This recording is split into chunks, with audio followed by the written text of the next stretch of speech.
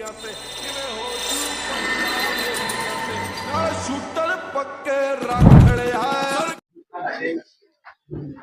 आज kidney transplant के ऊपर चर्चा हो रही है। उत्तर प्रदेश की बात करें तो कितने परसेंट जो है मरीज जो है मैक्स हॉस्पिटल तक पहुंचते हैं? ट्रांसप्लांट के सेवा के लिए तो बहुत कम लोग आते हैं, क्योंकि एक तो लोगों के अंदर जानकारी कम है। कई लोग लोकल लेवल पे अपना डायलिसिस कराते रहते हैं, ठीक है, तो उसका अवेयरनेस बढ़ाने के लिए ये चीज है, ठीक है। मरीज को ये पता चले दैट किसी को अगर किडनी बीमारी है उस एंड डायलिसिस चल रहा है, जिसका सीकेडी है, क्रॉनिक किडनी डिसीज है, तो उसका सबसे जो best treatment at present available है दैट इज किडनी ट्रांसप्लांट। ये लोगों के अंदर अवेयरनेस बढ़नी चाहिए। जैसे आप लोग ने भी कई लोग पूछा था 1 महीने के बाद खराब हुआ, ये होने का चांसेस तो है, बट जैसे मैंने बताया 10 साल के बाद भी 80 to 85% पेशेंट्स वो चलते हुए किडनी ऑन मेडिसिन अपना जीवन जी रहे हैं, ठीक है। जितने भी बड़े हॉस्पिटल्स है जिसपे 30 साल 40 साल से ज्यादा पेशेंट्स है, जिसका किडनी अभी भी चल रही है, तो लोगों के अंदर एक ये अवेयरनेस होनी चाहिए दैट किडनी ट्रांसप्लांट एक सेफ एंड बेस्ट ट्रीटमेंट है, प्रोवाइडेड करेक्ट सेंटर में करेक्ट टाइम पे पेशेंट को करा दे। अच्छा, इसमें ट्रांसप्लांट के अंदर दो परेशानी आती है, एक तो हमको डोनर नहीं मिलता, हाँ, दूसरी ये कि कास्ट, ये दो पॉइंट है।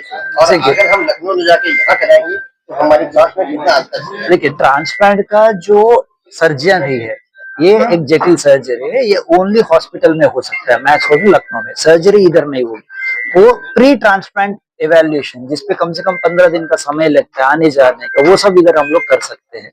Post transplant care first 1 month के बाद मरीज का जो केयर, अगर पेशेंट गोरखपुर का है, जब भी हम लोग आएंगे मंथ में एक बार उनको दिखाना पड़ता है, तो मंथ में एक बार इधर ही दिखा सकते हैं, तो आने जाने का खर्चा और सारा मेडिसिन मिल जाता है, ये सारा केयर इधर ही हो जाएगा, जिससे मरीज को फैसिलिटी इजी हो जाएगा। यानी ट्रांसप्लांट से पहले जो तैयारी है वो यहाँ पे आप कराएंगे? यस, ये सारे जांच करके हम लोगों को बताएंगे, यहाँ पे आके वो सुविधा हो सकती है। प्री ट्रांसप्लांट जितने भी जांच होते हैं ना, रूटीन टेस्ट जो हम लोग को करना है, एटलीस्ट 15 डेज पीरियड लगता है, वो entire thing can be done here, ठीक है। अगर पेशेंट आके हमसे मिल लिया, सारा उनको काउंसलिंग के लेके उनका डाउट्स जो सब इधर क्लैरिफाई हो सकता है। सर, अगर बचाव की बात करें तो पहले तो हम आपसे ये जानना चाहेंगे, हाँ, किडनी खराब होने का मुख्य कारण क्या है?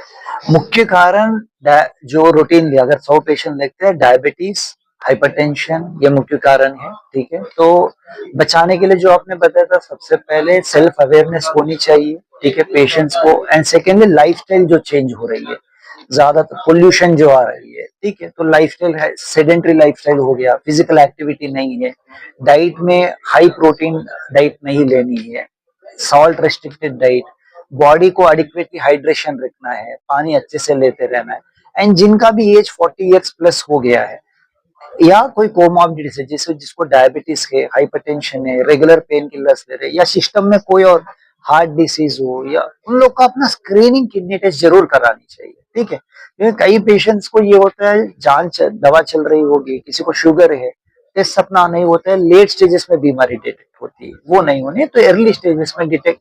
अभी सबसे इम्पोर्टेंट, जितना अर्ली किडनी डिसीज डायग्नोज होती है उतने अच्छे से हम लोग उसको कंट्रोल कर पाएंगे। सर, अगर यूरिन बहुत देर तक रुका जाता है तो क्या किडनी पे इफेक्ट पड़ता है? यस, बहुत देर तक यूरिन रुकने में डेफिनेटली किडनी के ऊपर प्रेशर पड़ता है, तो ब्लैडर को होल्ड करना अच्छी चीज नहीं होती है, ठीक है, क्योंकि इंडायरेक्ट वो ब्लैडर प्रेशर बढ़ते हैं, ब्लैडर प्रेशर इंडायरेक्टली किडनी को ट्रांसमिट होती है, तो वो एक अच्छी हैबिट नहीं है, ठीक है। जब भी यूरिन लगता है, bladder 300 to 350 ml urine store करती है, इससे ज्यादा आप जब स्टोर करने के लिए कोशिश करेंगे, किडनी में प्रेशर पड़ते हैं, एक बार 2 बार से नहीं होती, बट अगर रेगुलरली यही आदत बने तो किडनी के ऊपर प्रभाव पड़ सकता है।